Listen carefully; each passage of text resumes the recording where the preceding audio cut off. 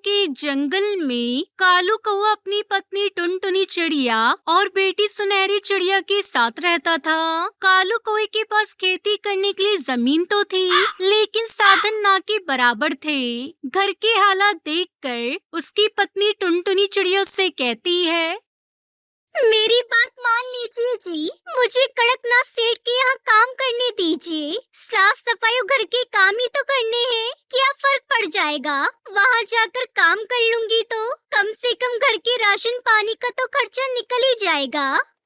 ऐसी बात मत किया कर टुनटुनी, तेरी बातें मेरे दिल को छलनी कर देती हैं। ये मेरे लिए मर मिटने जैसा हो जाता है। तुम जानती नहीं हो उस सेठ की नीयत कितनी गंदी है। वो अपने घर पर काम करने वाली हर चिड़िया पर बुरी नजर रखता है। नहीं, तू वहाँ काम करने नहीं जाएगी बस। दोस्तों, कल की वीडियो में आपने इतने कम लाइक क्यों किए? मुझे बहुत बुरा लगता है। दोस्तों, जब मैं आपके कहने पर कहानी बनाती हूँ और आप बहुत कम लाइक करते हो, और जब आप कम लाइक करते हो तो मुझे वीडियो बनाने का बिल्कुल भी मन नहीं करता है। तो प्लीज दोस्तों, अब इस वीडियो पर जाकर लाइक कर दो। कालू कौवा दिन भर इसी चिंता में रहता था कि वो अपनी पत्नी और बच्ची को ढंग का खाना भी नहीं दे पा रहा था। कालू कौवा जब भी जंगल में किसी से मदद मांगने जाता तो सभी पक्षी उसे मना कर देते। एक दिन अपने खेतों को फावड़े से खोदते खोदते वो अधमरा सा हो गया। उधर जंगल का सेठ गीदड़ की तरह नजरें गड़ाए बैठा था कि कब कालू कौवा मदद के लिए उसके पास आए और वो उसकी जमीन हथिया ले। वो जब भी कालू कौवे से मिलता था तो उसे एक ही बात कहता था, ओ कालू, तुझे कितनी बार कहा है अपनी जमीन मुझे दे दे, मैं तुझे उसके अच्छे दाम दे दूंगा। नहीं साहब, पैसे तो एक दिन खत्म हो जाएंगे, लेकिन जमीन ये मेरे पिताजी की निशानी है, भला इन्हें मैं कैसे बेच सकता हूँ। ये कहकर कालू कौवा चला जाता है। ऐसे ही कुछ दिन बीत जाते हैं। एक रोज टुनटुनी चिड़िया उससे कहती है, सुनिए जी, घर में आटा नहीं बचा है और कुछ भी खाने को नहीं है। अब हम क्या खाएंगे जी? टुनटुनी, तू सुनहरी के लिए कुछ देख ले, हम तो भूखे भी सो जाएंगे। लेकिन आपने भी तो सुबह से कुछ नहीं खाया जी, आपको भी तो भूख लगी होगी ना?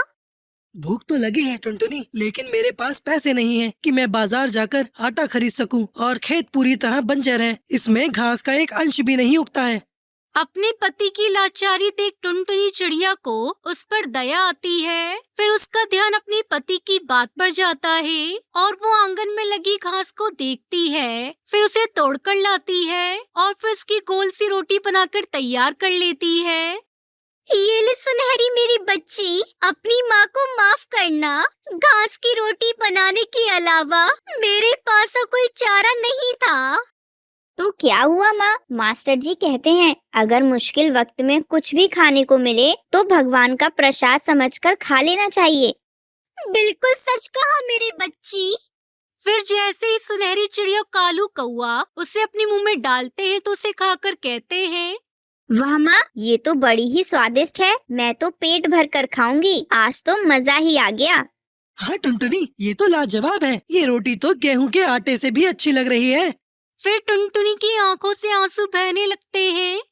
मैं जानती हूँ कि ये इतनी अच्छी नहीं है, आप दोनों बस मेरा मन रखने के लिए कह रहे हैं, लेकिन मेरे पास आप दोनों को खिलाने के लिए कुछ भी नहीं था, मुझे माफ कर दो। टुनटुनी, तूने मेरे बुरे वक्त में बहुत साथ दिया, अब तू रो मत, मैं कल ही काम की तलाश में शहर के जंगल जाता हूँ। फिर उन तीनों की आंखों से आंसू बहने लगते हैं। तभी दरवाजे पर एक बंटी नाम का कबूतर आता है। अरे सुनिए, क्या ये कालू जी का घर है? उनके लिए कुछ खास तोहफा है। जी हाँ, ये उन्हीं का घर है, बताइए क्या काम है? तभी कालू कौवा आता है। क्या बात है भाई साहब? दरअसल मैं लॉटरी विभाग से आया हूँ। कुछ महीने पहले जो आपने लॉटरी खरीदी थी उसका आज रिजल्ट आया है और आपने इस लॉटरी को जीत लिया है, जिसका इनाम पूरे 25 लाख रुपए है। 25 लाख रुपए? हाँ जी, और साथ में ये आज का खाना हमारी कंपनी की तरफ से आपके लिए। ये सुनकर कालू कौवा, टुनटुनी, सुनहरी चिड़िया सब बहुत ही खुश होते हैं। माँ, भगवान ने आपकी प्रार्थना सुन ली, अब हमें भूखा नहीं सोना पड़ेगा। हाँ बेटा, जिसकी इतनी अच्छी बच्ची हो उसकी भगवान क्यों नहीं सुनेगा।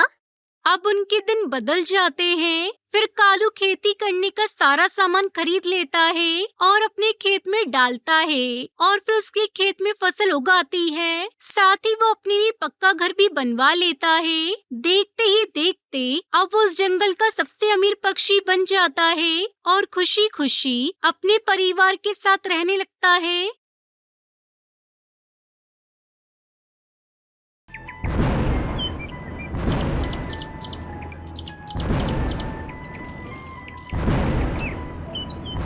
कश्मीर के ऊंचे पहाड़ों पर टुनटुनी चिड़िया अपने 2 नन्हे मुन्ने बच्चों के साथ रहा करती थी।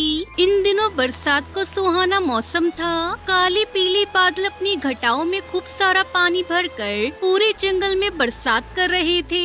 एक दिन की बात है, टुनटुनी चिड़िया कहती है, अरे बाप रे, बारिश आने वाली है और मेरा घोंसला तो टूटा फूटा है। कहीं मेरा घोंसला बरसात में बह न जाए। अब मैं क्या करूं? टुनटुनी चिड़िया के 2 नन्हे मुन्ने बच्चे होने के कारण वो दूसरा घोंसला नहीं बना पाई, क्योंकि वो उनको छोड़कर नहीं जा सकती थी। हे भगवान, मेरे बच्चों की रक्षा करना। टुनटुनी चिड़िया सोचने लगती है, क्यों ना मैं अपने दोस्तों से मदद मांग लूं, शायद वो मेरी मदद कर दे।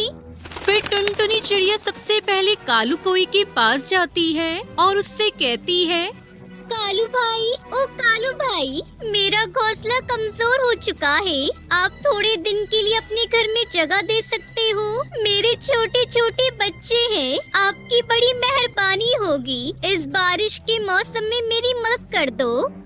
टुनटुनी, तुम तो जानती हो सुंदरी को, वो बिल्कुल ऐसा नहीं करने देगी। तुम किसी और पक्षी के पास जाकर मदद मांग लो, शायद वो तुम्हें अपने घर में जगह दे सके। दोस्तों, कल की वीडियो में आपने इतने कम लाइक क्यों किए? मुझे बहुत बुरा लगता है। दोस्तों, जब मैं आपके कहने पर कहानी बनाती हूँ और आप बहुत कम लाइक करते हो, और जब आप कम लाइक करते हो तो मुझे वीडियो बनाने का बिल्कुल भी मन नहीं करता है। तो प्लीज दोस्तों, अब इस वीडियो पर जाकर लाइक कर दो। फिर टुनटुनी चिड़िया एक एक करके अपने सारे दोस्तों के पास जाती है, लेकिन उसकी मदद कोई भी नहीं करता। अब वो थक हार कर वापस अपने बच्चों के पास आ जाती है। शाम का समय था, हल्की हल्की बारिश शुरू हो चुकी थी। टुनटुनी चिड़िया अपने बच्चों के पास बैठी भगवान से प्रार्थना कर रही थी, हे भगवान, बस आज की रात मेरा घोंसला सही सलामत रखना। कल सुबह होते ही मैं अपने बच्चों को लेकर कहीं और चली जाऊंगी। तभी अचानक आसमान में बहुत तेज बिजली कड़कती है और टुनटुनी चिड़िया बहुत डर जाती है। अरे बाप रे, इतनी जोर से बारिश शुरू हो गई है। अब मैं क्या करूं? अरे बादलों, मुझ पर थोड़ा तो रहम करो। एक तो ये पानी भी बहुत ठंडा है। फिर जोरदार बारिश के कारण टुनटुनी चिड़िया का घोंसला टूटकर गिर जाता है। टुनटुनी चिड़िया अपने बच्चों को लेकर जैसे तैसे एक पेड़ की डाल पर बैठ जाती है और पूरी रात अपने बच्चों के पास उनकी सुरक्षा करती रहती है। अब सुबह का समय था और बरसात धीरे धीरे बरस रही थी। तभी आसमान से एक छोटा सा बादल टुनटुनी चिड़िया के पास आता है और उससे कहता है, अरे बहन, तुम अपने बच्चों के साथ यहाँ पर क्यों बैठी हो? इतनी तेज बारिश में तुम बीमार हो जाओगी और अभी तो और भी तेज बरसात आने वाली है। अरे बादल भाई, जब कल रात बारिश आई थी तब मेरा घोंसला टूटकर बह गया था। अरे बहन, तुम जंगल में किसी भी पक्षी के घर कुछ दिनों के लिए रह सकती हो।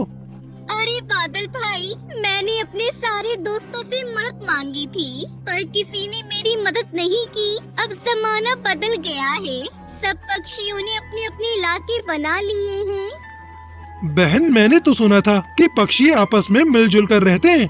अरे बादल भाई, मेरी तो किस्मत भी साथ नहीं दे रही है। थोड़े ही दिन पहले मेरे पति की गंभीर बीमारी से मौत हो गई थी और अब बरसात की वजह से मेरा घोंसला भी टूट गया है। मैं अपने बच्चों के साथ लावारिसों की तरह भटक रही हूँ, मगर मुझे अभी तक कोई सहारा नहीं मिला। बहन, घबराओ मत। जिंदगी में बहुत मुश्किलें आती हैं, लेकिन उनका हमें डटकर सामना करना चाहिए। मैं जानती हूँ, तभी तो अभी तक जिंदा हूँ। बादल भाई, अब आप ही कोई उपाय बताओ। बहन, आप एक काम करिए, आप मेरे ऊपर एक घोंसला बना लो और उसमें रह लो। पर ये तो एक असंभव काम है, ये कैसे हो सकता है? हाँ बहन, लेकिन कहते हैं ना, कोशिश करने वालों की कभी हार नहीं होती। आप कोशिश करिए। अच्छा तो ठीक है बादल भैया, आप मेरे बच्चों का ध्यान रखिए जब तक मैं थोड़ी लकड़ियाँ इकट्ठा करके लाती हूँ। ठीक है बहन, आप लकड़ियाँ ले आओ और मेरे ऊपर घोंसला बना लो। मैं आपके बच्चों का ध्यान रखूंगा। फिर आपके बच्चों को ना ही गर्मी लगेगी और ना ही वो बरसात में भीगेंगे।